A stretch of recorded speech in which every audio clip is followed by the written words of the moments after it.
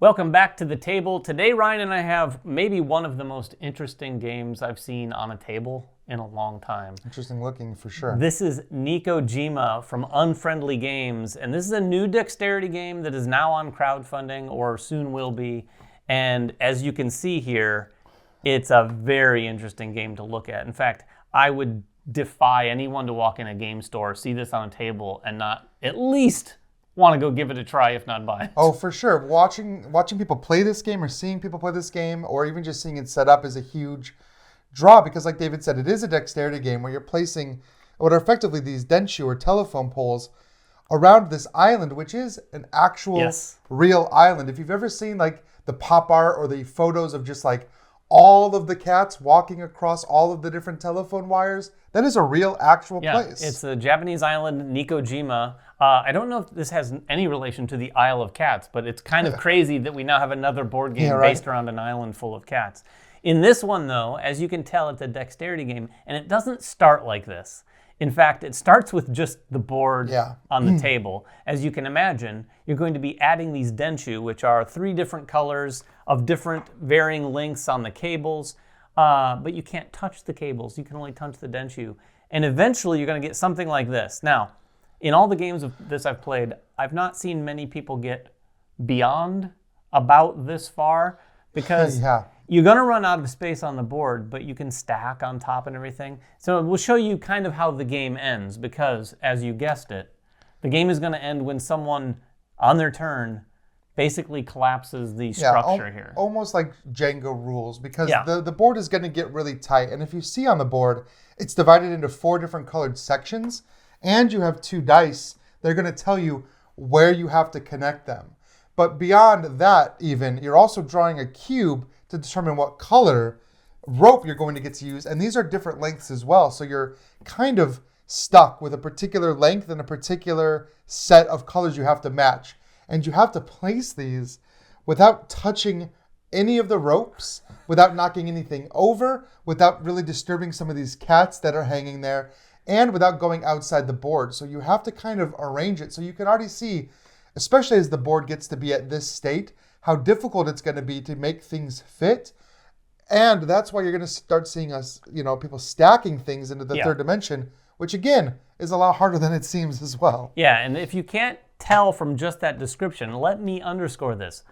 Nothing can touch. After your turn, you have to look and make sure no cables are touching, no cables are touching Denchuu, no cats are touching the ground, and basically the only thing that can be touching is the bottom of one Denchuu to the top of another if you stack them. And you can only touch the Denchuu with your hands on the wood. You can't manipulate the cables or anything except by kind of turning the Denchuu around. So I'm going to put Ryan on the spot here, and we're going to take a turn. Now, Ryan, you can fail or you can succeed. Oh, I'm going to fail. It's up to you. At this stage of the game, it's very difficult. It becomes very hard to stack. And inevitably, if and only if it falls, we will reset and show you sort of how it goes at the beginning of the game, just to give you a flavor so you can see it a little bit better. But Ryan, roll the dice here. Hopefully, don't roll the dice into the deck. Yeah, so these dice are going to tell you, like we said, where to place. You can get a little lucky. There are some wild sides on these dice that let you choose where to go. You can also get unlucky. Yeah, but there's also the opposite, and there's a symbol where your opponent gets to choose. So you might end up in a situation where, I'm at blue, and my opponent gets to choose. They're probably going to choose purple, which is the opposite corner, which is going to make it a lot harder to place, but they could be nice. Yeah, it roll them happen. Roll them up. So you Maybe roll you'll the get dice. lucky. And so I did get a little lucky because it's telling me I have to connect purple to something else. So I'm going to choose green because purple and green are already right next to each other. And then you draw the cube to determine what color you're supposed to place. Now, if I happen to draw a black cube, which I actually did, you get to hand this to any other player at the table. And in that's this only case, me right now. Right now I can hand it to David. And that means David has to place a cat as well on his turn. Again, with all those same rules, trying not to knock anything over. So I'm going to place a pink tower, pink Denchuu on top of, or anywhere that connects purple to green. All right, let's see it. Now, the pink, each color Denchuu has different varying heights of the poles and slightly different lengths of rope. The blue are very long. I think the white are medium, and the pink are short. So this is a green one. Oh, you're going. That's not even going to fit. Oh, I It's see. gonna I fit. see where It's you're gonna going. fit. I see where you're going. Green here. It takes us. This is why I made Ryan do this and not me. Purple here. Look My at hands that. would be shaking like crazy trying to nervously do this. Oh!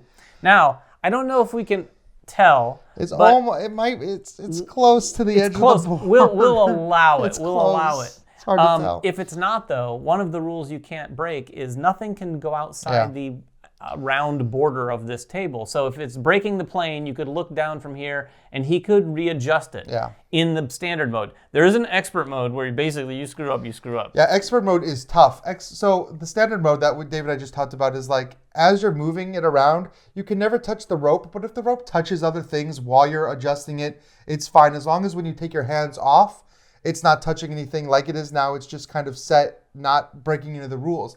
In the expert mode, if at any point it breaks the rules, then you're out. And that's like, I mean, I'm not an expert level player at this point, but I can see that adding a whole new level of difficulty in trying to arrange these things without breaking the rules in the process. Now, with all that said, there are a fair amount of strict rules in this game, but it is a dexterity game. You're meant to have fun. It's meant to fall over at a certain point. But it's gonna. That's when the game ends, really. Let's say you were successful. So he's gonna put the pink cube in this little tracker here to sort of keep track how many basically rounds and how far we've gotten sort of on the difficulty level. Yeah, you can, if you don't really want to play this game competitively, you can choose to play cooperatively, in which case, as you draw these cubes and add them here, this is kind of a chart just to see how far you got. Yeah. Now, of course, in the cooperative variant, you still have to hand out those cats, you still have to do all this stuff, but your opponents might be a little nicer when they're telling you I hope so. where to place the second die. It wouldn't be a very cooperative game. And also, when you're playing competitively, it does change your mindset because you're trying to set things up to make it as difficult as possible for your opponents. However, that does come back around to you and make it very difficult for you as well. It's a lot like Jenga in that way. Yeah. You do something that's like, oh, this is going to make it hard, and then the other person succeeds, and you're like, oh, I thought he was going to knock it over. I thought I was done. Maybe I shouldn't have done that. Yeah. So on my turn, what I would do is I would do the same thing. I'd roll the dice. I'd get a Denchuu. I'd pull a cube, and then I'd place. And then, because I have the black cube, I'd have to then add a cat, any of the cats that are available, to the same colored cable that I happen to place. It doesn't have to be that cable, but if I did a pink, I'd have mine plus 4 more here to choose from. And you can tell some of these low ones, maybe not the greatest opportunities to hang cats. Cat can't touch the ground. And the cats do vary in size. And in shape. There's little ones here that maybe are easier to hang. There's some that are a lot more difficult to hang in terms of like trying to squeeze them onto the cable and stuff like that. Yeah, it's interesting because, of course, like the earlier in the game that you draw the cat, you get a better choice because, some of these cats only have very specific hooks where you can hook them. Some are, like you see this one here, which is almost like an umbrella, way more easy to hook than this one, which doesn't, you have to really think you kind of almost have to balance that one. Right. So it becomes really tricky. And like we said, the game is going to end when someone goes to place some Denchuu, say here green and orange, and places it here. Let's see how quickly I can do this. Oh. You might actually not knock it over. Oh! Wow, that's amazing. Now, see, this illustrates a perfect point here. Look how amazing this looks on the table. Yeah, I'm about to knock the whole thing over, though, guaranteed. One thing we've noticed that, you are... Oh. Oh! Is it touching anything? I don't think this might be touching, but we'll allow it. We're just going to keep going here until... Oh, by the way, this brings up a good point.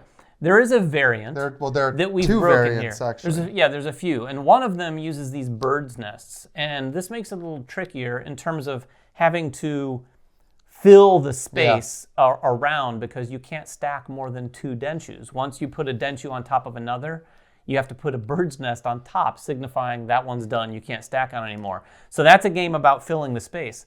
Another variant is the opposite of that. It's the opposite effect. It basically makes you go higher and higher, kind of like what we're doing right now. You can only have 2 bases in any one color, so you can never add a third base. You have to keep stacking. Oh, I don't know if I can do this. Which is, again, going to make it really hard. And the cool thing, too, about these Denchuus, there's some that have some really long ones and some really short ones. Oh, that's a great example. I'm going to try this one because this could work. Could it? Oh, maybe. Could it work? Oh my gosh, that's some expert level. This is the moment where I would drop it and knock over the whole thing.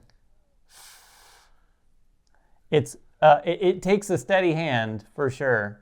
See, you just touched the rope against the rope, which if we were not playing... Oh, it's gone. Oh, it's gone. So... we didn't try that. In fact, we thought that would happen a lot sooner than I'm actually surprised we got that far into the video without one of us knocking it over. No That's kidding, amazing. just from bumping this table. So you definitely see, we were hoping that it would fall so we could show, because it does, I would say, feel more like Jenga than any other dexterity game I've played. Sure. However, the actual action, the level of dexterity is so different, because even as you saw David doing it, sometimes you are like looping it through and trying to like get that perfect placement where the ropes don't touch exactly. Speaking of that, one last variant that you can play is if you're playing, say, with 4 people. Oh, yeah. And you're on teams. So let's say Ryan and I are in a team and we're trying to place. Well, in that variant, guess what? Ryan takes one piece and I take the other, and we have to place it like that. That seemed, we haven't gotten to try this variant because we haven't had 4 people yet. But that's one of those, that's like a crazy variant. I mean, yeah, I haven't tried it. It's going to be fun, though. I mean, I've been surprised at how much I'm able to manipulate around. It's really nice the way and by the way, this is a prototype. This is not sort of a production version. But they are going to maintain, these are all wooden dowels and stuff like that. But some of the bottoms of ours, I'm going to blame it on that. Might not have been completely flat and stuff like that. Well, yeah, I mean, it's a handmade prototype. Yeah, it is. It is handmade from top to bottom, in fact. Yeah. But that is Nekojima. If you have any questions at all about it, which I think we've covered just about it, did a pretty good you job. Definitely get the idea of what's happening here. But if you do have any questions, make them in the comments below. We'll get down there and answer what we can. Until next time, make sure everyone has fun at the table, and we'll see you then.